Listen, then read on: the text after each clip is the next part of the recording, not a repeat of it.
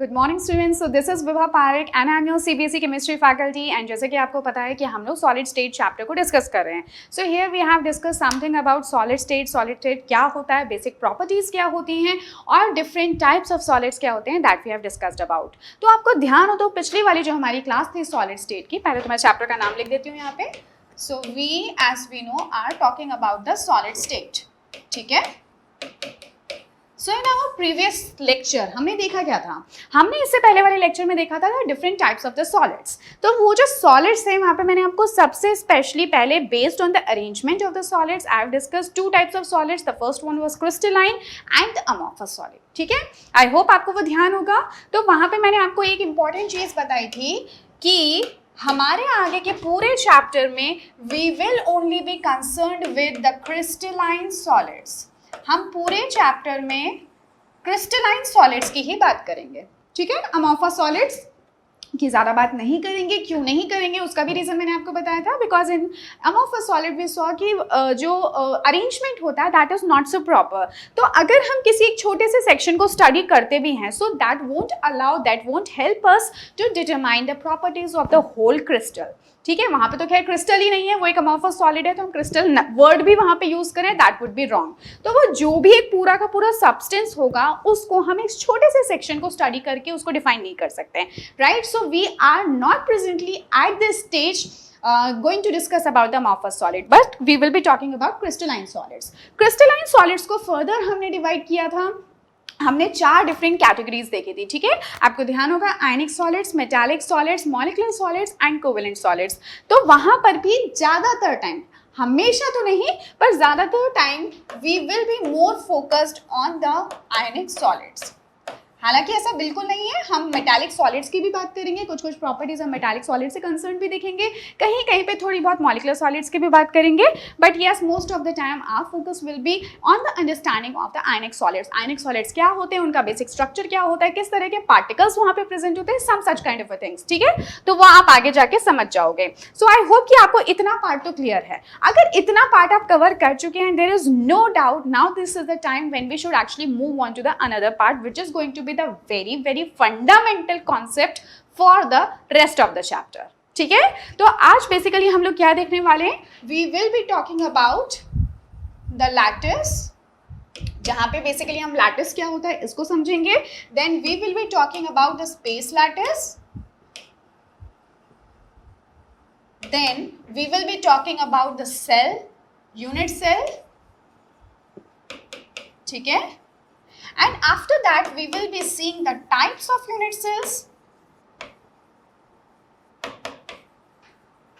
and if possible then I will be telling you about the rank of the unit cell, okay. So if time will allow me I will also try to think to cover the rank of the unit cell, clear। तो सबसे पहले let us start with the lattice। lattice क्या चीज होती है and then we will be moving on। देखो सबसे पहले lattice का क्या मतलब है, एक जनरल हम लोग इसको टर्म्स में समझते हैं। lattice का मतलब होता है network. Whenever you listen this word lattice, आपने lattice word पहले भी सुन रखा होगा in class 11th, lattice energy करके, है ना, कुछ याद आ रहा होगा। तो वहाँ पे हम क्या बात करते थे कि जो भी आपके आयनिक सॉलिड्स होते हैं they generally are present in the lattice, ठीक है। वो एक लैटिस, आयनिक लैटिस के अंदर प्रेजेंट होते हैं। So the amount of energy required to break down one mole of the bonds of that particular lattice is known as the lattice energy। या फिर कितनी एनर्जी रिलीज होती है जब एक आयनिक क्रिस्टल फॉर्म होता है तो उसको हम क्या कहते हैं, लैटिस एनर्जी। दोनों टर्म्स में आप बता सकते हो। तो lattice energy is something that you have studied about, ठीक है। अगर आपको लैटिस का मतलब अभी भी नहीं पता था so I am telling you lattice means network. जब भी कभी लैटिस वर्ड आपके दिमाग में आए always you should think of a network. Network का मतलब समझते हो, जाल, है ना, कुछ जाल जाल जैसा। तो बेसिकली लैटिस यही होता है। अब जब लैटिस ये चीज है तो इसका यहाँ पे हम क्यों डिस्कशन कर रहे हैं, because we are talking of the solids. हमें पता है जो हमारे सॉलिड्स होते हैं ना they have a very specific kind of arrangement, और इसी वजह से वो लिक्विड से और गैसेस से डिफरेंट भी होते हैं। गैसेस और लिक्विड्स में हमने क्या देखा था, कुछ भी बिखरा बिखरा सा अरेंजमेंट होता है। और स्पेशली अगर हम लोग गैसेस की बात करें तो गैसेस में हम क्या देख रहे थे कि कुछ भी हमारे जो पार्टिकल्स होते हैं ना, एक यहाँ पे तो दूसरा वहाँ पे, तीसरा वहाँ पे, मतलब इनकी काइनेटिक एनर्जी इतनी ज्यादा होती है ना कि इनका कोई पर्टिकुलर कोई पोजिशन ही नहीं है। पार्टिकल्स कहीं भी किधर भी मूव कर रहे हैं because of very low forces of attractions. और ऐसा ही कुछ हाल जो होता है वो लिक्विड का भी होता है, विच which gives them a good fluidity. लेकिन ऐसा कुछ भी किसके अंदर नहीं होता, ऐसा कुछ भी नहीं होता किसके अंदर, हमारे सॉलिड पार्टिकल्स के अंदर. सॉलिड्स के अंदर वो इतने फ्री नहीं होते हैं कि वो कहीं पे भी मूव करें. So the arrangement is kind of like this. ठीक है, यहाँ पे जो पार्टिकल्स हैं ना बंधे हुए हैं एक दूसरे से. जब बंधे हुए हैं तो कोई भी किधर भी कहीं नहीं जा सकता. You can understand it like this कि जैसे कुछ जो होती है ना, एक होती है आपकी न्यूक्लियर फैमिलीज, एक होती है आपकी मतलब जो फैमिलीज जिनमें कि आप पूरे बहुत सारे लोग, आपके बहुत सारे रिलेटिव्स एक साथ में रहते हैं. तो क्या आप खुद सोचो ना कि वहाँ पे जो एक फैमिली अगर जाना चाहे किसी वेकेशंस पे, so is that a easy process? No, it is not. क्योंकि वहाँ पे ये होता है कि अच्छा चलो वैष्णो देवी घूमने जाना है तो ठीक है यार, फिर चाचा को भी ले चलते हैं, मामा को भी ले चलते हैं, मतलब जो भी है ना घर के दूसरे छोटे छोटे बच्चों को भी ले चलते हैं. तो उसमें होता क्या है कि प्लानिंग्स बहुत बनती है बट दे गेट फेल्ड. लेकिन वहीं पे वो फैमिलीज जो बिल्कुल आइसोलेटेड रहती है, जहाँ पे सिर्फ 4 मेंबर है, एक छोटी सी फैमिली है, so that is a easier process for them to go and to have a good vacation time. ठीक है, so this is a kind of a thing. तो जो हमारे सॉलिड्स होते हैं ना, they are quite more into the relations. वो बहुत ज्यादा एक दूसरे से जुड़े हुए हैं, फंसे हुए हैं. तो ऐसे में जो पार्टिकल्स हैं उनका इधर उधर मूव करना is not an easy process. So because of this they kind of form a network. ठीक है, नेटवर्क अब आपको समझ में आ गया, जाल. तो ये जाल जैसा कुछ जो है ना, एक कुछ अपना नेटवर्क फॉर्म करते हैं. अब यहाँ पे नेटवर्क किसका बनने वाला है? ऑब्वियसली पार्टिकल्स का. And whenever I use the word particles, ठीक है, तो यहाँ पे सॉलिड्स के टर्म्स में the particles we may have are, वो आयंस हो सकते हैं, एटम्स हो सकते हैं, या फिर मॉलिक्यूल्स हो सकते हैं. इनमें से कुछ भी हो सकता है. ठीक है, तो ये चीज आपको थोड़ा सा ध्यान रखना है. So I hope that you have understood this much of part lattice. Clear? अब अगर आपको ये समझ में आ गया ना, so let's start talking about the lattice points. ठीक है, ये तो हमारा फर्स्ट कॉन्सेप्ट था. Now let's talk about lattice points. देखो, ये तो समझ में आ रहा है, कुछ पॉइंट जैसी बात हो रही है. तो बेसिकली होता क्या है कि इतने सारे पार्टिकल्स को, ये तो भी मैंने आपको छोटा सा पोर्शन दिखाया. Sometimes it is not a easier process कि मैं हर बार एक एक पार्टिकल बनाऊं. और पार्टिकल में क्या है, एटम्स भी हो सकते हैं, आयंस भी हो सकते हैं, मॉलिक्यूल्स भी हो सकते हैं. तो मॉलिक्यूल्स तो यार बहुत बड़े बड़े होते हैं. मॉलिक्यूल्स खुद एटम से मिलकर बने होते हैं. तो अगर मुझे किसी मॉलिक्यूल का क्रिस्टल लैटिस बनाना है, so it's a very difficult task कि मैं पूरे मॉलिक्यूल को हर बार रिपीट करूं. राइट? इसी तरह से एटम्स और मॉलिक्यूल्स भी, अगर मान लो मुझे एक बड़े लैटिस के लिए डिफाइन करना है या कुछ स्टडी करना है या अरेंजमेंट को प्रॉपर शो करना है, so it's a little hectic task. तो हम ऐसे में क्या करते हैं, we use the lattice points. ठीक है, किसी भी पार्टिकल का या किसी भी क्रिस्टल लैटिस का अरेंजमेंट शो करने के लिए हमने एक ज्यादा सिंपलर मेथड अडॉप्ट किया है, and that is what, that is lattice points. Clear? तो लैटिस पॉइंट्स में बेसिकली है क्या, ये हर एक जो पॉइंट मैंने यहाँ पे रिप्रेजेंट किया है, it represents to a certain particle, it represents to the position of a particle. ठीक है, तो ये पॉइंट अपने आप में कुछ नहीं है, it is just a theoretical thing just to represent the position of a particle. इसका अपना कोई फिजिकल सिग्निफिकेंस नहीं है. You need to remember this. आपको ये पता होना चाहिए. देखो, आपसे कभी कोई क्वेश्चन नहीं पूछने वाला कि what is the lattice point. Yes, they may ask you what is the significance of the lattice point, but they won't ask you कि यार सिग्निफिकेंस जो लैटिस पॉइंट्स हैं उनका क्या फिजिकल सिग्निफिकेंस कुछ है कि नहीं है. वो अपने आप में क्या है, whether just a theoretical concept जिसको हमने अडॉप्ट किया है या फिर एक्चुअली प्रैक्टिकली प्रेजेंट है. No, it is nothing like this. कोई आपसे इस तरह के क्वेश्चंस नहीं पूछने वाला. But such kind of a small concepts are important to build up the big concepts. ठीक है, तो यहाँ पे बेसिकली ये जो हमारे पॉइंट्स होते हैं, इन्हीं को हम लैटिस पॉइंट्स कहते हैं, and they represents to the position of a certain particle. ठीक है, इसी तरह से ये मेरा एक पार्टिकल हो गया, ये एक पार्टिकल हो गया.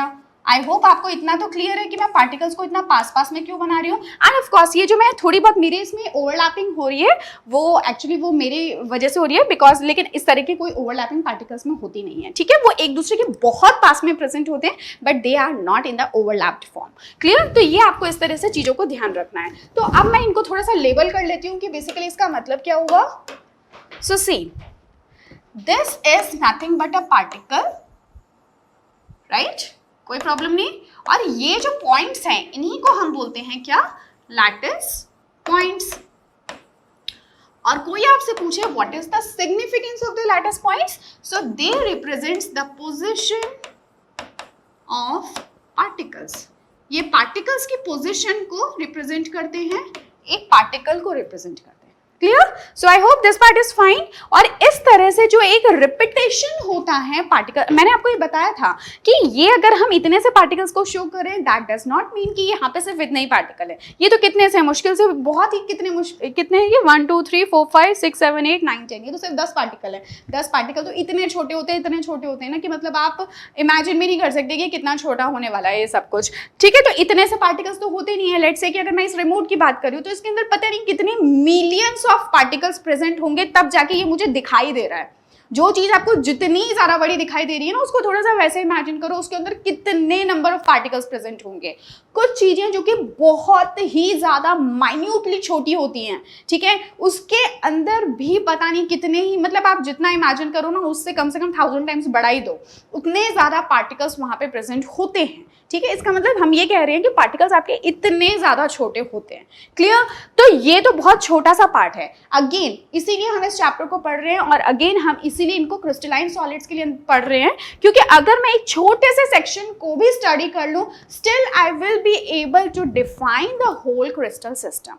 ठीक है, अब ये जो मैं बार बार वर्ड यूज कर रही हूँ, crystal system, crystal lattice, space lattice या फिर 3 डायमेंशनल लैटिस, ये बेसिकली क्या है? So let's start talking about that. Third, ठीक है, तो यहाँ पे मैं आपको कुछ नाम लिखे बता देती हूँ। दे ऑल आर सिनोनिमस, सबका एक ही मतलब है। सो the first one is what? Crystal lattice. ठीक है, क्रिस्टल लैटिस वर्ड मिल सकता है आपको वर्ड मिल सकता है स्पेस लैटिस। ठीक है, आपको मिल सकता है 3 dimensional lattice are different patterns for the arrangement of the particles in a certain crystal lattice। ठीक है, तो यहाँ पे मैं आपको लेट्स से कि ये वाला अरेंजमेंट दिखा देती हूँ, but again it is not necessary. बहुत सारे टाइप के पैटर्न्स हैं, अरेंजमेंट्स हैं, that we will be discussing about. और एक और चीज आपको ध्यान रखनी है कि ये जो भी अरेंजमेंट होता है ना, यहाँ पे तो मैं आपको 2 डायमेंशनल दिखा रही हूँ because it is simple to represent 2 dimensionally, लेकिन एक्चुअल अरेंजमेंट जो होता है वो 2 डायमेंशनल नहीं होता। The things that we are seeing are everything is a 3 dimensional thing, है ना। कोई भी चीज, जैसे कि अगर हम इस पेन की भी बात करें, कह सकते हैं कि इसकी जो लेंथ या फिर ब्रेड्थ है वो थोड़ी कम है, height it is comparatively larger. तो हम पता है ऐसे में क्या करते हैं, जब भी आपको कभी कोई कहता है ना कि that this thing is a 1 dimensional thing, 1 dimensional जैसा कुछ नहीं होता। जस्ट दे वांट टू से कि कोई एक पैरामीटर कह सकते हैं जैसे हाइट का। सो लेट्स से कि अगर मैं इसको और भी बहुत ज्यादा लंबा कर दूं, इतना ज्यादा लंबा कर दूं कि इसकी जो लेंथ और विड्थ है ना उसका कोई खास सिग्निफिकेंस ना रह जाए in comparison to the height, so in that case we can call it is a 1 dimensional thing. ठीक है, इसी तरह से अगर हम किसी चीज को 2 डायमेंशन कहते हैं, let's see that if this is a board, तो यहाँ पे जो इसकी लेंथ है और विड्थ है it is quite very larger in comparison to its, sorry, इसकी जो लेंथ और हाइट है it is quite very more in comparison to its width. ठीक है, तो इसकी सिर्फ इतनी सी है, तो हम इसको एक 2 डायमेंशनल स्क्रीन कह सकते हैं। ठीक है, but it does not mean कि ये 2 डायमेंशनल है। हाँ, कंपैरेटिवली जो विड्थ है इज काफी कम है। ठीक है, तो अगेन ये मैं आपको एक 2 डायमेंशनल रिप्रेजेंटेशन दिखा रही हूँ किसी भी लैटिस का, but you know this very well that everything is what 3 dimensional. ठीक है, चलो कोई बात नहीं, इतना तो आप समझते हो, आई होप 12th क्लास में आ गए हो तो, राइट। अब यहाँ पे हमने क्या किया, पार्टिकल्स को अरेंज किया। ठीक है, अभी मैंने आपको बताया था हर एक जो पॉइंट होता है that represents to a particle. ये इतना गैप नहीं होगा, है ना, आप समझ जाओ इसको कि इतना गैप नहीं होने वाला। अगर इतना गैप रहेगा ना तो फिर वो तो सब्सटेंस ही आपका लिक्विड बन जाएगा। ठीक है, तो इतना गैप नहीं होता है, बट हाँ आप अगर अच्छे से ड्रॉ करोगे तो कोई गैप आपका बन के तो आएगा, but that would be a very small gap. ठीक है, तो अब यहाँ पे हम कुछ इंपॉर्टेंट पॉइंट्स जो है उनको देख लेते हैं। सो बेसिकली ये तो मैंने आपको पहले ही बताया that this is the lattice point. ये आपका क्या है, ये पार्टिकल है, पार्टिकल की पोजीशन है। अब होता क्या है कि जब इसी तरह का रिप्रेजेंटेशन मैं आपके एक्सेस बना देती हूँ, है ना। लेट्स से कि ये मैंने यहाँ पे आपका y एक्सिस है, let's say that this is z axis and let's say that this is x axis. अगर इसी तरह का अरेंजमेंट मैं ऊपर रिपीट करते रहूं, ठीक है, इसी तरह का अरेंजमेंट मैं x एक्सिस पे रिपीट करते रहूं, और इसी तरह का अरेंजमेंट अगर मैं z एक्सिस मतलब ऐसा, ठीक है, उसको हम 2 डायमेंशनली इस तरह से दिखाएंगे, अदरवाइज ये कैसा है, बिल्कुल सामने।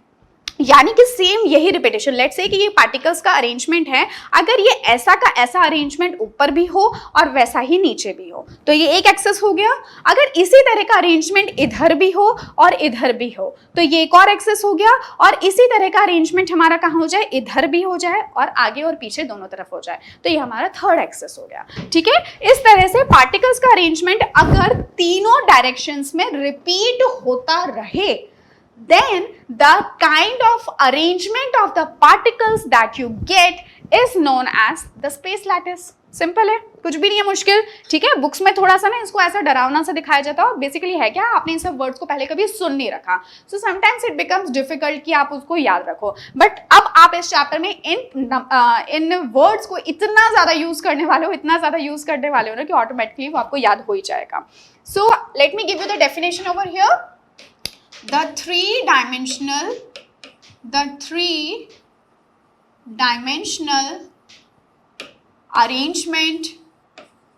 three-dimensional arrangement of the particles of the constituent particles लिख देते हैं ना, constituent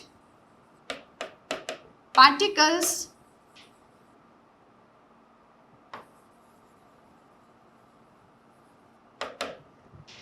the three-dimensional arrangement of the constituent particles is known as crystal या फिर space lattice आप कह सकते हो। क्लियर है? हम यहाँ पे सिर्फ क्रिस्टलाइन सॉलिड्स की बात कर रहे हैं, so that's why I have written it as crystal lattice. ठीक है, तो यही जो आपका अरेंजमेंट होता है in three dimensional space, X axis पे, वाई एक्सिस पे और जेड एक्सिस पे, is known as what, crystal lattice, space lattice या फिर थ्री डायमेंशनल लैटिस। सिंपल ही था। ठीक है, अब यहाँ पे क्या होता है ना, एक बहुत ही इंपॉर्टेंट कॉन्सेप्ट आता है which I hope is the most important thing, जिसके बारे में हम स्टडी करके पूरे क्रिस्टल लैटिस की प्रॉपर्टीज को फाइंड आउट करने वाले हैं। Okay, so that is what, that is basically unit cell. Clear? अब देखो यूनिट सेल क्या होता है। देखो यूनिट सेल के अंदर एक वर्ड आ रहा है सेल। आप है ना इससे ही ध्यान रखो कि यूनिट सेल क्या चीज होती है। देखो हमारी बॉडी जो है वो किसकी बनी हुई है, ठीक है, लेट्स से कि हम एक क्या है, मतलब लेट्स से क्या हम एक्चुअली ह्यूमन बीइंग ही हैं, है ना, ये एक हम ह्यूमन बीइंग है। अगर हम देखें तो एक्चुअली में है क्या, हम कुछ भी नहीं है, हम एक जस्ट एक अपने आप में एक ऑर्गन सिस्टम है। ठीक है, बहुत सारे डिफरेंट ऑर्गन्स हमारे अंदर प्रेजेंट है। जब वो सभी के सभी ऑर्गन्स और भी बहुत सारी चीजें जब एक साथ एक कोऑर्डिनेशन में काम करती हैं, then that give life to us and then we are being called as the organ system, या फिर हम अपने आप को ह्यूमन बीइंग कह सकते हैं। ठीक है, so let's say for the time being let me call this as the organ system. ये क्या है, ये कोई ह्यूमन बीइंग नहीं है, ये सिर्फ एक ह्यूमन बीइंग, तो मतलब बहुत सारे ऑर्गन्स एक साथ ढंग से काम कर रहे हैं, इस वजह से एक ह्यूमन बीइंग बना हुआ है। ठीक है, अब इसी ऑर्गन सिस्टम, अगर हम ध्यान से देखें कि ऑर्गन सिस्टम बना कहाँ से, तो आई थिंक मेरे को एरो ऐसे बनाना चाहिए। ये ऑर्गन सिस्टम एक्चुअली है क्या, तो ऑर्गन सिस्टम क्या है, बहुत सारे ऑर्गन से मिला हुआ एक स्केलेटन है, ढांचा जैसा कुछ है। ठीक है, अब ये ऑर्गन्स क्या होते हैं, बहुत सारे ऑर्गन्स हैं हमारी बॉडी में। आई डोंट थिंक मेरे को इतना डिटेल में बताने की जरूरत है यार, ये सब आप है ना क्लास 6 में 5th में बहुत अच्छे से पढ़कर आए हो कि हमारी बॉडी में कौन कौन से ऑर्गन्स होते हैं। ठीक है, आई डोंट थिंक कि अब मैं इसको डिस्कस करने वाली हूँ। ठीक है, तो ये बहुत सारे ऑर्गन्स हैं। अब ये ऑर्गन्स एक्चुअली किसके बने होते हैं, तो डिफरेंट टाइप के हमारे बॉडी के अंदर टिश्यूज होते हैं। ठीक है, तो ये टिश्यूज से मिलकर बने होते हैं, हम ऐसा कह सकते हैं। एक ही तरह के टिश्यूज नहीं होते हैं, अलग अलग ऑर्गन्स में अलग अलग टिश्यूज होते हैं। अगर मसल्स की बात करें तो मसल्स में कुछ अलग तरह के टिश्यूज होंगे, बाकी अगर हम हार्ट की बात करें वहाँ पे अलग तरह के टिश्यूज हैं। हर ऑर्गन में अपने कुछ डिफरेंट टाइप के टिश्यूज होते हैं, जिनकी की बहुत ज़्यादा डिटेल मुझे भी नहीं पता। ठीक है, अब ये जो टिश्यूज होते हैं फर्दर ये किससे मिलकर बने होते हैं, सेल से। ठीक है, यही होता है। तो ये बहुत सारे different kinds of cells are being present, और ये डिफरेंट सेल्स जो होते हैं जब सबके सब इकट्ठे होते हैं, सब एक साथ काम करते हैं, then they form a certain kind of a tissue. अलग सेल्स जो होते हैं वो अलग तरह के टिश्यूज बनाते हैं, जैसे कि हमारे नर्व सेल्स हैं, न्यूरॉन्स जिसको कहते हैं, तो वो हमारे ब्रेन के टिश्यूज में प्रेजेंट होते हैं। मसल्स के अंदर कुछ अलग तरह के टिश्यूज होते होंगे, ये सब कुछ ऐसा होता है। ठीक है, अब ये जो सेल्स होते हैं, आपको जब ध्यान होगा जब आप बायोलॉजी पढ़ते हो, जो आप बहुत टाइम से पढ़ते हुए भी आ रहे हो, तो वहां पे जब सबसे पहली बार आपने सेल का वर्ड सुना था, सेल का नाम सुना था, तो हम सेल के लिए क्या बोलते थे, that the cell is the structural and the smallest structural and functional unit of life, यही बोलते थे। ठीक है, मुझे तो यही याद है, ऐसा कुछ बोलते थे, the smallest structural and functional unit of life। यानी कि लाइफ को बनाने के लिए जो सबसे छोटी स्ट्रक्चरल, जिसका अपना खुद का कुछ स्ट्रक्चर, एक स्पेसिफिक स्ट्रक्चर है और वो कुछ फंक्शन प्ले करती है, तो ऐसा जो हमारा यूनिट होता है उसी को हम सेल कहते हैं। अब ऐसा नहीं है कि यार सेल से छोटा कुछ है ही नहीं, ठीक है, आप खुद अज्यूम करो ना, सेल से अगर ये यहाँ तक तो बायोलॉजी है, अगर आप इससे और ज्यादा नीचे के लेवल पे जाओगे ना, ultimately you are going to end up at the chemistry. अब इतना थोड़ा सा आपको खुद सोचना होगा। मैं ऐसी चीजें ना बहुत सोचती थी, जब मैं खुद आपके लेवल पे थी ना, तो मैं इस तरह की चीजों को ना सोच के मुझे बड़ा मजा आता था कि ये जो सेल्स हैं ये एक्चुअली किसके बने हुए होंगे, सेल ऑर्गेनेलीज के बने हुए होंगे, है ना। अब ये जो सेल ऑर्गेनेलीज होती हैं, ये भी फाइनली अगर देखा जाए तो इनके अपने कुछ कुछ कॉन्स्टिट्यूएंट्स होंगे। लेट्स से कि सेल ऑर्गेनेली हमारी कौन सी, जैसे एक न्यूक्लियस है, ठीक है, तो न्यूक्लियस के अंदर भी बहुत कुछ प्रेजेंट होता है, आरएनए डीएनए ये सब तो होते, आरएनए नहीं होता, शायद डीएनए ही होता है सिर्फ, है ना।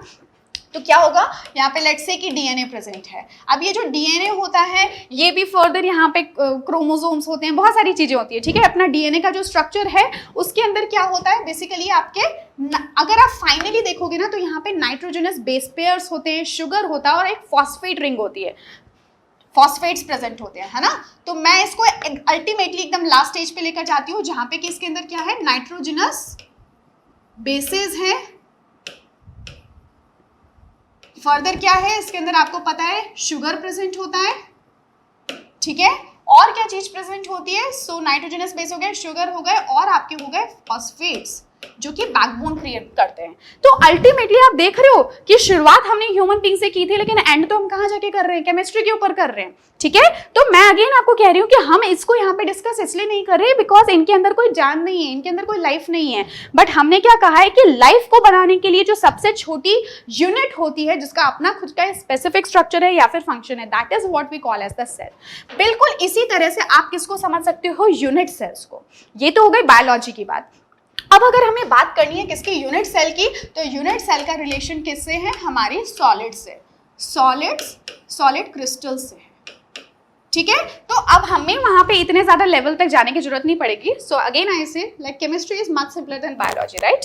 तो यहाँ पे क्या होता है कि जो हमने ये बनाए ना आपके ये सारे लैटिस पॉइंट्स बनाए, इसके ऊपर पार्टिकल्स बनाए, तो इनके अंदर एक छोटी सी यूनिट आपको ढूंढनी पड़ेगी फिलहाल। तो कैसे ढूंढते हैं वो भी मैं आपको बताऊंगी। तो वो एक छोटी सी यूनिट आपको देखनी पड़ती है, वो यूनिट के स्पेसिफिकेशंस क्या है, जैसे वहां पे स्पेसिफिकेशन था ना कि वो स्मॉलेस्ट होना चाहिए, स्ट्रक्चरल होना चाहिए और फंक्शनल होना चाहिए, तो हमने कह दिया कि वो सेल है। इसी तरह से यहाँ पे हम कैसे ढूंढेंगे कि वो स्मॉलेस्ट होनी चाहिए, रिपीटेटिव होनी चाहिए और कॉन्टिन्यूअस होनी चाहिए। क्लियर।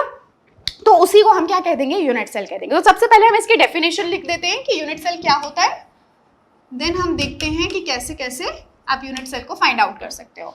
तो अगर इसको हमें डिफाइन करना हो, so we can define it like this, that this is the simple सी डेफिनेशन है इसकी, this is the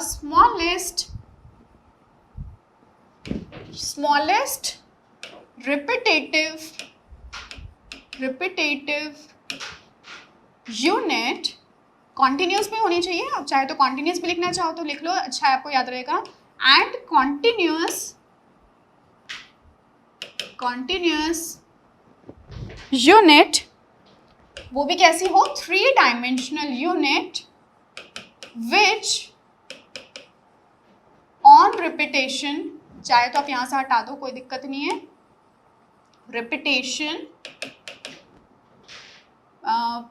gives the crystal lattice, ठीक है।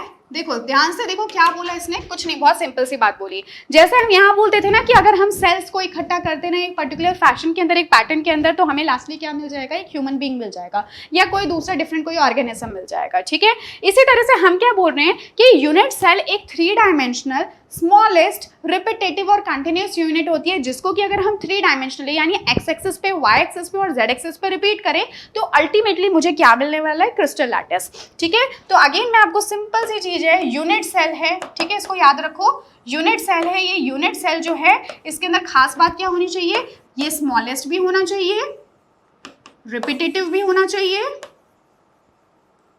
और क्या होना चाहिए, कॉन्टिन्यूस भी होना चाहिए, ठीक है, अगर ये तीनों चीजें हैं और इन सब के साथ साथ में ये 3 डायमेंशनल खुद भी होना चाहिए। अब इस यूनिट सेल को अगर हम लोग 3 डायमेंशनली क्या करें, एक्सटेंड करें, ठीक है, यानी एक्स वाई और जेड एक्सिस पे अगर हम उसी पर्टिकुलर फैशन में उसको एक्सटेंड करें, so ultimately we are going to obtain the crystal lattice. Clear है, सिंपल सी चीज थी, ठीक है। एंड ऑफ कोर्स ये भी क्या होगा, आपका 3 डायमेंशनल ही होगा, ये तो बताने वाली कोई बात ही नहीं है। जब यूनिट ही 3 डायमेंशनल है तो उसको तो 3 डायमेंशनल होना ही है, और कर भी हम कहाँ रहे हैं, 3 डायमेंशंस में तो एक्सटेंड कर रहे हैं। So this is going to be a 3 dimensional crystal lattice. अब ये जो आपको क्रिस्टल लैटिस मिलते हैं ना, ये बहुत अलग अलग टाइप्स के होते हैं। जैसे कि अगर हम NaCl के क्रिस्टल लैटिस की बात करें, so that will be different from the caesium chloride crystal lattice. इसी तरह से जो कैल्शियम फ्लोराइड का क्रिस्टल लैटिस होगा वो आपका ZnS से डिफरेंट होगा। किस तरह से डिफरेंट होता है, ये सब चीजें हम लोग आगे पढ़ेंगे, बिकॉज वहां पे पार्टिकल्स का अरेंजमेंट डिफरेंट होता है, सीधा सा रीजन ये होगा, ठीक है। So I hope that this part is clear और इसमें कोई भी कंफ्यूजन नहीं है। अब ये क्रिस्टल लैटिस के अंदर हम किसी यूनिट सेल को कैसे फाइंड आउट करें, लेट्स सी दैट, ठीक है। तो अगेन उसके लिए मुझे क्या बनाना होगा, मुझे यहाँ पे लैटिस पॉइंट्स को बनाना होगा। अब देखो मैं यहाँ पर है ना पार्टिकल्स को नहीं दिखाऊंगी, बिकॉज मैंने आपको शुरुआत में ही कहा था कि पार्टिकल्स को दिखाना है ना थोड़ा सा हैक्टिक होता है, इसी वजह से तो हम लोगों ने ये थियोरेटिकली लैटिस पॉइंट्स को बनाया है। अदरवाइज अगर हर बार पार्टिकल्स को ही बनाना होता तो फिर ये करने की जरूरत ही कहाँ थी, ठीक है। अभी आपको दिखने में तो ये क्या लग रहा है कि यार ठीक है, हर एक लैटिस पॉइंट हम जानते हैं that this represents to a particle, लेकिन इसके अंदर आपको कहीं पे कोई यूनिट सेल नजर आ रहा है, मुझे तो नहीं आ रहा, ठीक है। अब आप सोचोगे कि यार इसके अंदर सबसे स्मॉलेस्ट अगर हम कुछ भी देखें जो कि 3 डायमेंशनल भी हो, ये 2 डायमेंशनल रिप्रेजेंटेशन है, यहां से आप समझ लो। सो लेट्स से कि अभी थोड़ी देर के लिए हम 2 डायमेंशनली मान लेते हैं, क्योंकि 3 डायमेंशनल में आप कंफ्यूज हो जाओगे, ठीक है। तो ये अगर 3 डायमेंशनल है, अगर मैं आपसे कहूं कि इसके अंदर आपको एक ऐसा स्ट्रक्चर बनाना है जो आपको सबसे छोटा दिख रहा है, तो यार आप पता सबसे छोटे में क्या बना दोगे, आप कहोगे कि मैम ये कुछ स्ट्रक्चर बनता हुआ दिख रहा है कि अगर इसको एक्सटेंड करेंगे तो 3 डायमेंशन में भी आ जाएगा, ठीक है। तो मैं आपसे ये कहूंगी कि क्या आप मुझे बताओ ये स्मॉलेस्ट है, तो आप कहोगे यस इट इज स्मॉलेस्ट, कोई दिक्कत नहीं है। दूसरी चीज मैं आपसे कहूंगी क्या ये रिपीटेटिव है, तो आप कहोगे कि हाँ रिपीट तो हो रहा है ना, कि अगर इसी को मैं आगे जाके क्या करूं, इस तरह से बना दूं, so yes it is repeating, ठीक है। नीचे करें तो नीचे भी इस तरह से बन जाएगा, देखो यहाँ पे भी बन रहा है, इस तरह से हमें बनता हुआ दिख रहा है। इसको मैं थोड़ा सा हाईलाइट कर देती हूँ ना ताकि आपको अलग से दिखाई दे। तो ये वाला जो है ना, इसको आप कह रहे हो कि yes it is what repetitive, दिख भी रहा है रिपीट होता हुआ। फिर तीसरा पॉइंट आपको ध्यान रखना है that this should be continuous. ये यहां से यहां पे तो जा रहा है, दैट इज फाइन, लेकिन ये बीच में आपको कुछ गैप बनता हुआ नहीं दिख रहा, and this is different from this one, है ना। अगर हम स्ट्रक्चरली देखें तो अगर ये इस तरह का ट्राइंगल है, सो दिस इज इन्वर्टेड, इसका मतलब ये कंटिन्यूअस तो नहीं है, तो ये रिपीटेटिव है, ये स्मॉलेस्ट है। मैं लिख देती हूँ यहाँ पे, this is smallest, this looks like the smallest, ठीक है। ये रिपीटेटिव भी है, कोई प्रॉब्लम नहीं है, 3 डायमेंशंस में रिपीट तो हो ही रहा है, बट नॉट कॉन्टिन्यूअस। पर ये क्या है, कॉन्टिन्यूअस नहीं है, और ये 3 डायमेंशनल भी है। तो इसका मतलब कि क्योंकि ये कॉन्टिन्यूअस नहीं है, so this could not be the unit cell, ये यूनिट सेल नहीं हो सकता, ठीक है। एक और एक एग्जांपल हम लेकर देखते हैं। सो लेट्स से दिस टाइम कि ये मेरे लैटिस पॉइंट्स हैं, ठीक है। अगर अरेंजमेंट लेट्स से कि कुछ इस तरह से हो, ठीक है, ये मान लो कि हमारा क्रिस्टल लैटिस है जिसके अंदर पार्टिकल्स का अरेंजमेंट कॉम्पैक्ट होना चाहिए, पर अरेंजमेंट कुछ भी हो सकता है, ठीक है। तो अब इस बार मान लो कि हमसे ये कहा गया है कि आप मुझे बताओ कि इसके अंदर यूनिट सेल कौन सा होगा, तो आप कहोगे कि ठीक है स्मॉलेस्ट होना चाहिए ना, ठीक है। तो ये देखो ये स्मॉलेस्ट सही तो दिख रहा है, दिस इज स्मॉलेस्ट। क्या ये रिपीट हो रहा है, so yes it is repeating, ठीक है। तो ये इस तरह से रिपीट हो रहा है, क्लियर, ये रिपीट होता हुआ दिख रहा है। तो क्या इसका मतलब ये एक यूनिट सेल है, सो देखते हैं, ठीक है। अब हमें अगेन उन्हीं पैरामीटर्स को लगाना है। अगर मैं इसको 3 डायमेंशनली अज्यूम कर रही हूँ, ठीक है, ये तो आपको अज्यूम करना ही पड़ेगा। सो दिस इज 3 डायमेंशनल, ठीक है। क्या ये स्मॉलेस्ट है, यस इट इज स्मॉलेस्ट।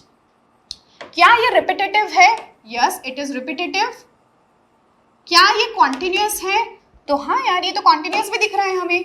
तो क्या ये एक यूनिट सेल हो सकता है, so yes this is a unit cell, है ना। So this is what, this is a unit cell. आगे जाके आप देखोगे कि एक्चुअल जो यही वाला रिप्रेजेंटेशन होता है ना, इसको अगर 3 डायमेंशंस में अज्यूम किया जाए, so this is nothing but यार SCC, जो हम बोलते हैं ना primitive unit cell, simple unit cell, this is the same thing, ठीक है। एक एग्जांपल और आपको लेकर बताती हूँ, सो आपको बहुत अच्छे से क्लियर हो जाएगा। अगेन मैंने यहाँ पे कुछ लैटिस पॉइंट्स बनाए, इस बार मैंने पहले से भी ज्यादा क्लोज पैकिंग दिखाई है, ठीक है, अब मैंने इसको ज्यादा क्लोज क्यों कहा ना, ये भी आगे जाके आपको समझ में आ जाएगा कि क्यों इस वाले अरेंजमेंट को मैं ज्यादा क्लोज बता रही हूँ। ठीक है, अब अगेन इसके अंदर मान लो कि मुझे क्या करना है, यूनिट सेल को ढूंढना है। अब आप इसके अंदर यूनिट सेल को ढूंढो, तो अब देखो इसके अंदर क्या होता है ना, तो बेसिकली आप कोई भी करके अपने आप से रैंडमली आप कोशिश करना। एक ट्राइंगल वाला तो मैं आपको ऑलरेडी बता चुकी हूँ। अगर आप स्क्वायर जैसा कुछ ढूंढोगे ना, कि लेट्स से कि आप ये सोचो कि यार ये वाला अरेंजमेंट, ठीक है, तो ये वाला अरेंजमेंट एक बार आप करके देखना, यू विल बी फाइंडिंग कि नहीं कुछ कुछ ऐसी चीजें पॉइंट्स आएंगे यहाँ पे दैट विल से कि नहीं यार ये रिपीट नहीं हो रहा है ये वाला अरेंजमेंट। तो बेसिकली यहाँ पे जो आपका यूनिट सेल निकल कर आता है ना, वो कुछ ऐसा निकल कर आता है। ठीक है, ये मान लेते हैं कि यहाँ पे एक और एक प्रेजेंट है आपका crystal lattice. Okay, this is that. ठीक है, तो जब आप करके देखोगे ना, then you will be finding कि हाँ ये वो वाला हमारा यूनिट सेल होगा जो कि 3 डायमेंशनल भी है। ठीक है, और ये क्या है, कंटिन्यूअस भी है, ये रिपीटेटिव भी है, और क्या होता है हमारा, कंटिन्यूअस हो गया, रिपीटेटिव हो गया और स्मॉलेस्ट भी है। ठीक है, जबकि हमें लग तो क्या रहा था, ये हमें कुछ स्मॉलेस्ट जैसा लग रहा था, बट ये स्मॉलेस्ट नहीं है आपका। जब आप 3 डायमेंशनली इसी चीज को एक्सटेंड करोगे ना, तो बेसिकली 3 डायमेंशनल स्ट्रक्चर ये निकल के आएगा। ये तो सिर्फ 2 डायमेंशनल तक ही आपको ऐसा दिख रहा है स्मॉलेस्ट। ठीक है, सो आई थिंक आपको ये वाला पार्ट जो है क्लियर है। So yes, this is what, this is unit cell, इसको यूनिट सेल कहते हैं। Okay, and this is nothing but, इसी को ही हम प्रिमिटिव यूनिट सेल भी कहते हैं। Clear, so that we will be seeing little letter.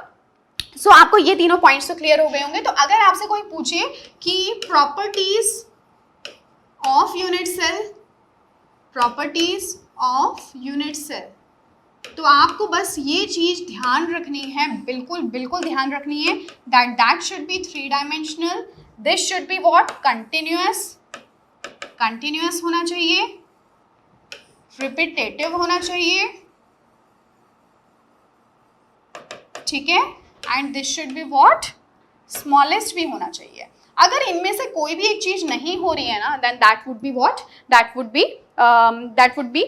that won't be a unit cell. एक और एक चीज मैं आपको यहाँ पे बता दूं, that this is again not a unit cell basically. मैंने आपको थोड़ा सा गलत बताया, it's not a unit cell because it is 2 dimensional. अगर आप इसी को 3 dimensional में बनाओगे ना, so you won't be getting the unit cell basically. ठीक है, तो ये आप करके देख सकते हो, ये जस्ट आप इसको एक प्रैक्टिस के लिए लो। अगर आप इसी को एक्सटेंड करोगे 2 डायमेंशनल में, so finally you will be getting this kind of a structure and this one is a unit cell. ठीक है, तो इसको आप एक बार करके देखना। So I hope that this part is clear, और डेफिनेशन को आप यूनिट सेल की अच्छे से समझ चुके हो। Now let us come on to the types of unit cells. Types of unit cells क्या होते हैं, यानी कौन कौन से डिफरेंट टाइप के आपके यूनिट सेल्स होते हैं। ठीक है, सो बेसिकली यूनिट सेल के टाइप्स को आप 2 पार्ट्स में समझ सकते हो। So the first one is simple unit cell, simple unit cell, and this is very very important topic, तो उसको थोड़ा आपको ध्यान से देखना है। And the another one is what, centered unit cell. एक तो है आपका सेंटर्ड यूनिट सेल और दूसरा है आपका सिंपल यूनिट सेल। देखो सिंपल यूनिट सेल में अंदर हम देखते हैं प्रिमिटिव यूनिट सेल। तो बेसिकली आपका जो सिंपल यूनिट सेल है, प्रिमिटिव यूनिट सेल है, आप दोनों को यूज में ले सकते हो, कोई प्रॉब्लम नहीं है, क्योंकि एक ही कैटेगरी आप इसके अंदर देख रहे हो, राइट। तो ये दोनों हम लोग साइमल्टेनियसली यूज कर सकते हैं, कोई प्रॉब्लम नहीं है। ठीक है, लेकिन जब बात करते हैं सेंटर्ड यूनिट सेल की, तो सेंटर्ड यूनिट सेल के अंदर in general we will be talking about 3 centred unit cells. कौन कौन सा होता है, फेस सेंटर्ड, बॉडी सेंटर्ड, ठीक है, and the final is end centred. ठीक है, तो कुल मिला के हम कह सकते हैं in total we have 4 unit cells. एक तो सिंपल यूनिट सेल हो गया, face centred, body centred and end centred.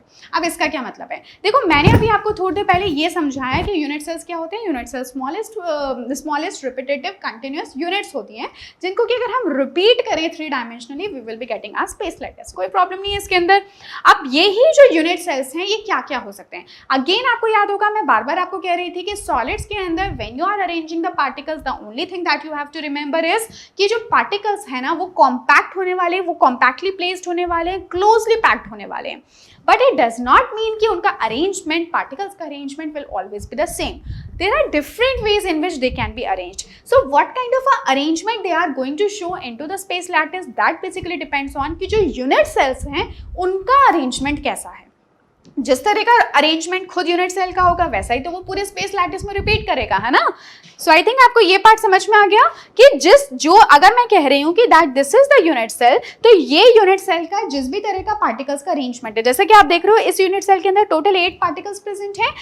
8 particles कहाँ पे प्रेजेंट है? एक क्यूब के कोने में, है ना, कॉर्नर्स पे. तो यही तो अरेंजमेंट आगे जाके आपका रिपीट होने वाला है. This is going to repeat in such a way. कैसे दिखा सकते हैं? सो सेम यही वाला arrangement for the time being. Let me remove this. ठीक है, तो आप क्या देखोगे कि यही वाला अरेंजमेंट यहाँ पे भी आपके पार्टिकल्स प्रेजेंट होंगे लाइक दिस, और ये हैं आपके इस तरह से कुछ.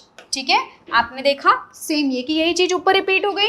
इसी तरह से यही अरेंजमेंट आपका यहाँ पे भी कुछ ऐसा, आई थिंक थोड़ा सा गड़बड़ जा रहा है, but yes you can see it like this. ऐसा कुछ अरेंजमेंट आपको नीचे भी दिखाई देगा. अभी ये सारी चीज़ें आगे हैं ना, आप समझ जाओगे बहुत ईजीली. ठीक है, ऐसा ही कुछ अरेंजमेंट आपको नीचे भी दिखाई देगा.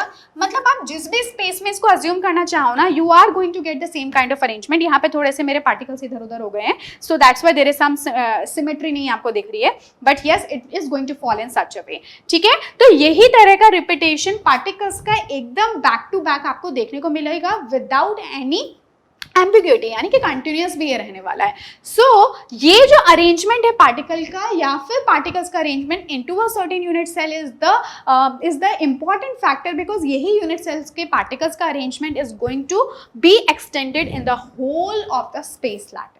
ठीक है, so that's why I am saying that this unit cell part is very important. अब प्रिमिटिव यूनिट सेल के अंदर क्या होता है अरेंजमेंट, फेस में क्या होता है, बॉडी में क्या होता है, एंड में क्या होता है, ये हमको देखना है. So let us first of all talk about the first one, which is what? primitive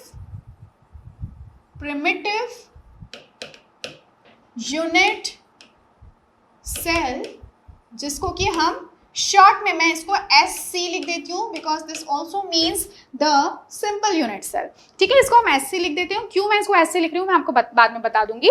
और एक कई बार हम यूज करते हैं FCC, कई बार हम लिखते हैं सिर्फ FC. ठीक है, उसका क्या पर्पस है वो सब मैं आपको भी थोड़ी देर में बता दूंगी. इसमें आपको ये चीज ध्यान रखनी है दैट द पार्टिकल्स, चाहे वो पार्टिकल्स आपके एटम्स हो, आयंस हो या फिर मॉलिक्यूल्स हैं, so particles will be present only at the corners. सिर्फ और सिर्फ कहाँ पे प्रेजेंट होंगे? सिर्फ और सिर्फ प्रेजेंट होंगे एट द कॉर्नर्स. ठीक है, तो इसका क्या मतलब हुआ? लेट्स से, ठीक है, लेट्स से कि मैं जिस यूनिट सेल की भी फिलहाल बात कर रही हूँ, let's say that this is what, this is a cubic unit cell. ठीक है, हालांकि आपको पता होना चाहिए that there are 7 different types of unit cells. ठीक है, उन 7 different types of unit cells में cubic unit cell is just one of the unit cell जिसके अंदर ये सभी तरह के यूनिट सेल्स अरेंज हो सकते हैं. I know that this is little confusing, लेकिन अभी आप कंफ्यूज मत हो. ठीक है, धीरे धीरे बस आप लगे रहो, आपको सारी चीजें समझ में आ जाएंगी. This is a very simple chapter. ठीक है, चैप्टर बहुत सिंपल है, बस थोड़ा थोड़ा शुरुआत में लोगों को कंफ्यूज कर देता है. सो वी सी कि यहाँ पे जो पार्टिकल्स होते हैं किसी भी सिंपल यूनिट सेल में या फिर प्रिमिटिव यूनिट सेल में, आप पहले क्यूब को ड्रॉ कर लो और उसके जो वर्टेक्स होते हैं, उनके जो कॉर्नर्स होते हैं, हर एक कॉर्नर पे आपका एक लैटिस पॉइंट होगा, यानी कि एक पार्टिकल होगा. क्योंकि लैटिस पॉइंट किसको रिप्रेजेंट करता है? It represents to the position of a particle. ठीक है, अगर आपको इस तरह का अरेंजमेंट मिले, so we can call it as the simple unit cell और द प्रिमिटिव यूनिट सेल. कोई प्रॉब्लम नहीं, सिर्फ पार्टिकल्स कहाँ पे अरेंज है? Only at the corners. Clear? Now the second one. ठीक है, सेकेंड हम बात करते हैं किसकी? फेस. अब ये देखो, फेस सेंटर्ड यूनिट सेल है. जब हम लोग प्रिमिटिव बोलते थे ना, तब हम प्रिमिटिव सेंटर्ड या फिर सिंपल सेंटर्ड यूनिट सेल नहीं बोलते थे, क्योंकि वहां पे सेंटर में तो कहीं पे पार्टिकल है ही नहीं, सिर्फ पार्टिकल्स कहाँ पे? कॉर्नर्स पे प्रेजेंट हैं. पर फेस सेंटर्ड यूनिट सेल के अंदर आप क्या देखोगे कि कुछ तो है जो कि सेंटर में भी प्रेजेंट है. सेंटर मतलब बीच में. सो यहाँ पे हम लिखते हैं particles are present at the corners ठीक है, किसके कॉर्नर पे, जिस भी यूनिट सेल को हम ड्रॉ कर रहे हैं उसके कॉर्नर पे तो पार्टिकल्स होंगे ही होंगे, साथ ही साथ में particles are present at the centres, at the face centres लिखे थे। यानी जो क्यूब के अंदर जो फेजेस होती है ना, उन फेजेस के सेंटर पे भी अगर पार्टिकल्स प्रेजेंट हो then we will be calling it as the face centre. ठीक है, ड्रॉ करके देखते हैं एक बार। तो बेसिकली अगर मैं एक ये यूनिट सेल बना देती हूँ, ठीक है, ये मेरा बन गया। मैं कौन सा यूनिट सेल यूज में ले रही हूँ, again I am saying I am using the cubic unit cell. ठीक है, उसका रीजन भी आपको बाद में पता चल जाएगा कि क्यों हम लोग किसी और यूनिट सेल को नहीं ले रहे जबकि हमारे पास में और भी यूनिट सेल्स अवेलेबल हैं। ठीक है, सो मैंने क्या कहा, particles are present at the corners. तो कॉर्नर्स कौन से हो गए, यानी कि एक लैटिस पॉइंट अगर यहाँ है तो ये किसको रिप्रेजेंट कर रहा है, टू द कॉर्नर्स। यानी पार्टिकल्स आपके कॉर्नर्स पे तो प्रेजेंट है ही हैं, साथ ही साथ कहाँ पे प्रेजेंट है, particles are also present at the face centre. अब आई होप कि आप एक क्यूब को बहुत अच्छे से समझते हो। कोई भी क्यूब आप अपने जिस रूम में आप बैठे हो आप उसको एक क्यूब के फॉर्म में अज्यूम कर लो, या तो वो रेक्टेंगुलर शेप का होगा या फिर वो क्यूबिक शेप का होगा, है ना। जनरली हमारे कमरे इसी तरह के होते हैं। तो उसमें जो भी एक पर्टिकुलर फेज है, लेट्स से दैट कि अगर ये बोर्ड जो है that this is one of the phase of your room, ठीक है, या फिर किसी क्यूब की एक फेज है, तो इसका जो बिल्कुल सेंट्रल पॉइंट है यानी कि ये वाला point that would be the face centre. Clear, simple सी चीजें पढ़ चुके हो तुम लोग। तो एक क्यूब के अंदर टोटल ऐसे 6 फेजेस होते हैं, तो 6 फेजेस के 6 सेंटर्स होंगे। तो एक सेंटर तो ये हो गया ऊपर वाली फेज का, नीचे वाली फेज का सेंटर ये हो गया, कोई दिक्कत नहीं है। जो लेफ्ट वाली आपकी फेज है ये वाली, इसका सेंटर ये हो गया। राइट वाली जो फेज है इसका सेंटर ये हो गया।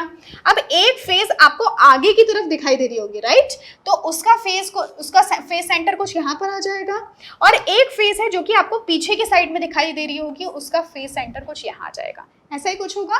ठीक है, अब यहाँ पे पार्टिकल्स की साइज मैंने आपको अलग अलग दिखाई है, जो कि डिपेंड करता है, जो हो सकता है जैसे कि अगर मान लो एक ही तरह के पार्टिकल्स आपके प्रेजेंट हैं so they will be having the same sizes. ठीक है, इसमें आपको कंफ्यूज नहीं होना। क्लियर, तो अगर इन सभी को मैं एक ही पिक्चर के अंदर ड्रॉ करूं, क्योंकि ये सब के सब किसके अंदर प्रेजेंट है, अगर हम एफसीसी की बात कर रहे हैं सो दैट मीन्स कि यहाँ ये सब वो पोजीशंस हैं जहां पे कि पार्टिकल्स प्रेजेंट हो सकते हैं। ठीक है, तो अब मैं इन सबको एक साथ ड्रॉ करने की कोशिश करती हूँ, हालांकि इससे खिचड़ी तो बन जाएगी पर कोई बात नहीं, अब आप समझ तो गए हो। ठीक है,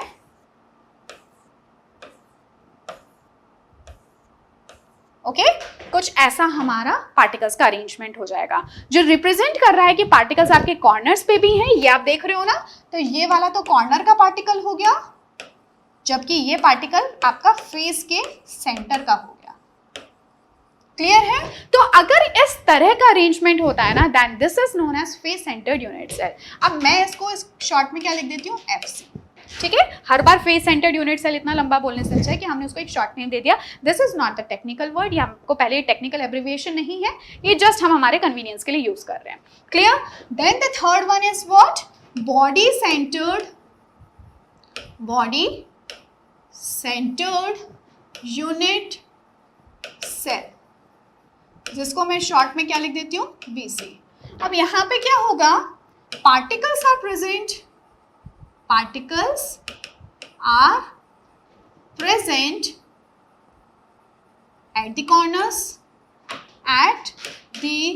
corners, ठीक है, पार्टिकल्स कहाँ पे प्रेजेंट है, कॉर्नर्स पे प्रेजेंट होंगे, जो कि हमेशा ही होंगे। Also the particles are present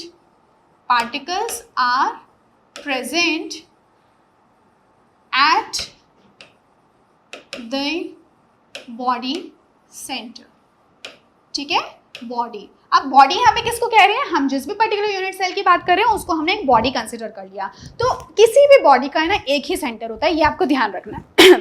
तो यहाँ पे पार्टिकल्स आर लिखने की बजाय आप पार्टिकल इज प्रेजेंट भी लिख सकते हो। ठीक है, क्योंकि हम यहाँ पे किसकी बात कर रहे हैं, यूनिट सेल। अगेन हम क्यूबिक यूनिट सेल को ही लेकर चलते हैं। So let's say that this is the cubic unit cell. ठीक है,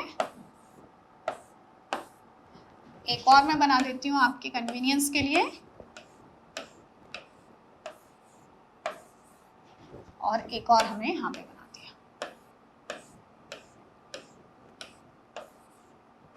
ठीक है।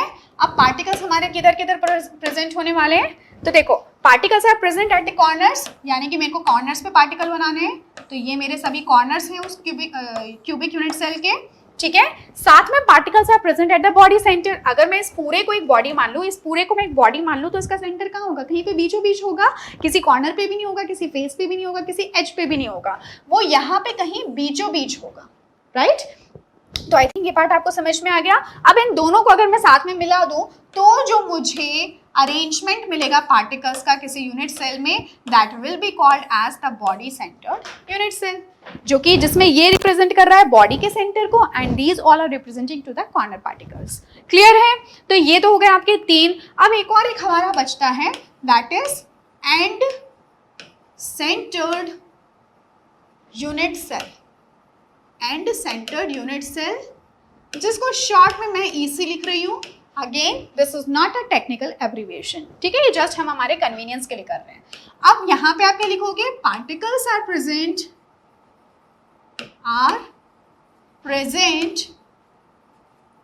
Eight the corners. आपको ये ध्यान रखना है कि कॉर्नर पे तो पार्टिकल्स हमेशा ही होंगे, है ना, उसके अलावा एडिशनली कहाँ पर होंगे, that makes the difference between the different types of unit sales.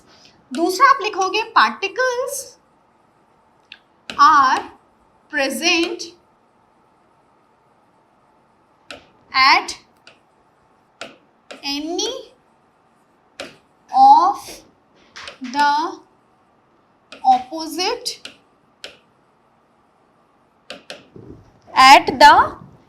any of the opposite pair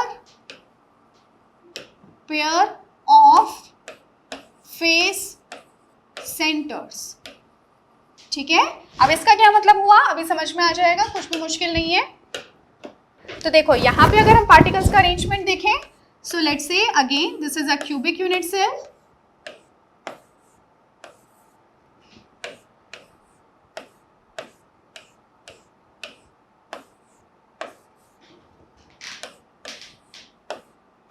okay. तो ये हमारे 3 क्यूबिक यूनिट सेल बन गए हैं। क्लियर। अब हमें देखना है यहाँ पे पार्टिकल्स का अरेंजमेंट, ठीक है। अब देखो अगर पार्टिकल आपके कहाँ पे, पहली बात तो कॉर्नर्स पे प्रेजेंट है, तो ये मैंने बना दिए कॉर्नर पार्टिकल्स, कोई प्रॉब्लम नहीं है, यहाँ तक तो तुम सीख ही गए हो। Then particles are present at any of the opposite pair of the face centre. देखो ये ऊपर और नीचे की जो 2 फेजेस हैं, they are opposite pairs. Right and left वाली जो फेजेस हैं, दे आर ऑपोजिट पेयर्स। और आगे और पीछे वाली, यानी कि अगर ये पीछे का पोर्शन है तो जो आगे वाला जो फेस होगा that is the opposite pair. तो उनके जो फेस सेंटर किसी भी एक पेयर के, ठीक है, या तो आप लेफ्ट राइट ले लो, बॉटम अबव ले लो, या फिर फ्रंट बिहाइंड ले लो, कोई भी एक आप ले सकते हो। तो वहां पर भी अगर पार्टिकल्स उनके फेस सेंटर पर प्रेजेंट हो, कहां पे, opposite pair of the face centres, तो उसको हम क्या बोलेंगे, एंड सेंटर। दोनों को मिला दें आपस में, तो जो भी होगा हमारा, that would be called as the end centred arrangement, ठीक है। होना किसी भी एक ही ऑपोजिट फेस पेयर पे चाहिए, तो मैंने यहाँ पे ड्रॉ किया है, तो let's draw it over here, ठीक है। तो इस तरह का जो हमारा अरेंजमेंट होता है उसको एंड सेंटर्ड कहते हैं। सिंपल सी बात है।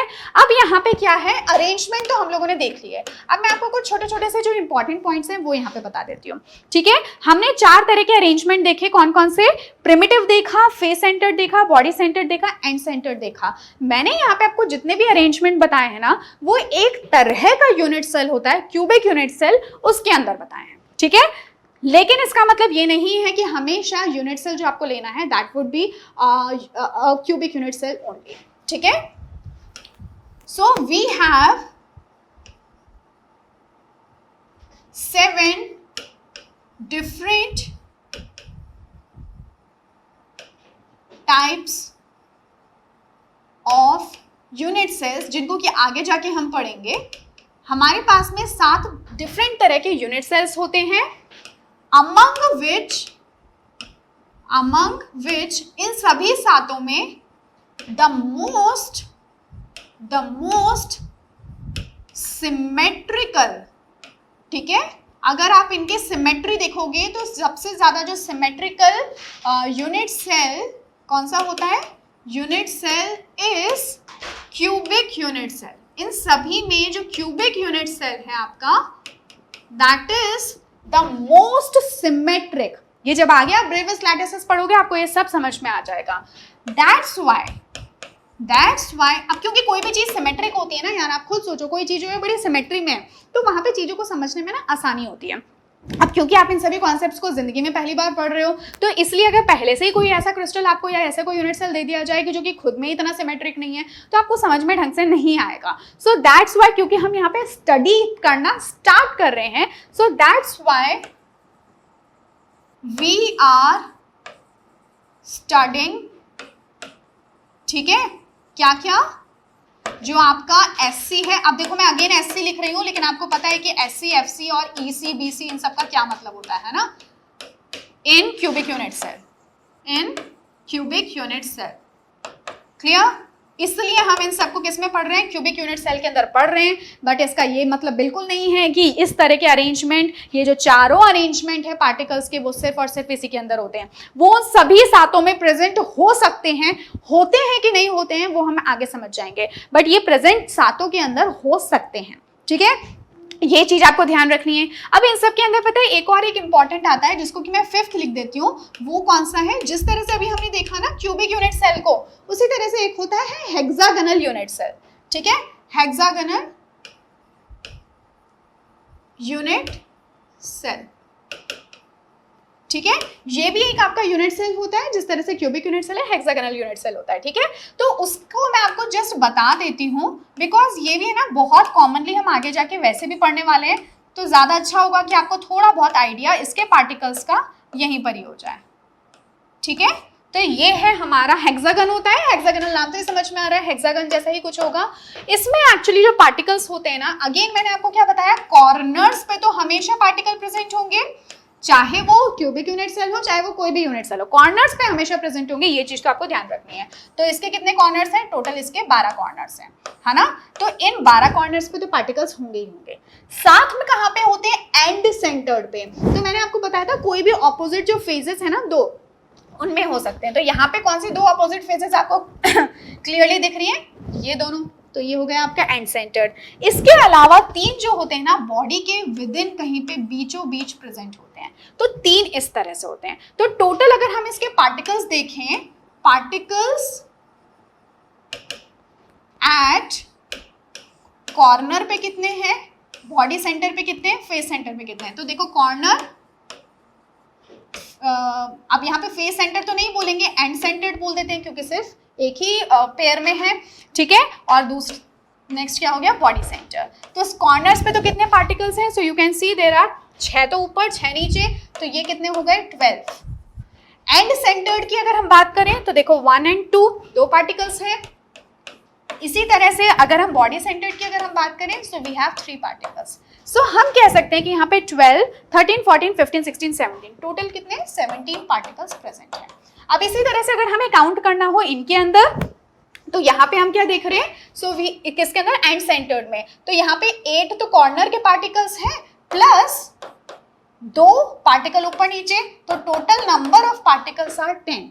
ठीक है, इसी तरह से अगर हम बात करें बॉडी सेंटर्ड की, तो यहाँ पे 1, 2, 3, 4, 8 तो ये हो गए प्लस 9, तो 8 + 1 = 9 पार्टिकल्स हो गए। क्लियर। और इसी तरह से अगर हम फेस सेंटर्ड की बात करें तो यहाँ पे देखो 8 तो कॉर्नर के पार्टिकल्स हो गए और प्लस 6 फेजेस की हो गए। इनको आप काउंट करके देखना तो आपको पता चल जाएगा। सो 8 और 8 कितने होते हैं 16, so that would be 14 particles. Clear. Then अगर हम प्रिमिटिव यूनिट सेल की बात करें तो यहाँ पे तो सिर्फ कॉर्नर्स पे प्रेजेंट होते हैं, तो हमारे पास में कितने हैं, सिर्फ और सिर्फ 8 पार्टिकल्स। ठीक है, पर क्या ये सभी पार्टिकल्स 100% कॉन्ट्रीब्यूशन देते हैं कि नहीं देते, based on that what would be the rank of the unit cell या फिर number of particles per unit cell, that is known as the rank of the unit cell, जो कि हम अपने नेक्स्ट क्लास में इसको समझेंगे। ठीक है, तो अभी बस आपको इतना ध्यान रखना है that whatever we have studied is studied in the cubic unit cell, लेकिन ये सभी अरेंजमेंट सिर्फ क्यूबिक यूनिट सेल में नहीं होते, ये सातों के सातों जो डिफरेंट टाइप के यूनिट सेल्स होते हैं उन सब के अंदर मौजूद होंगे।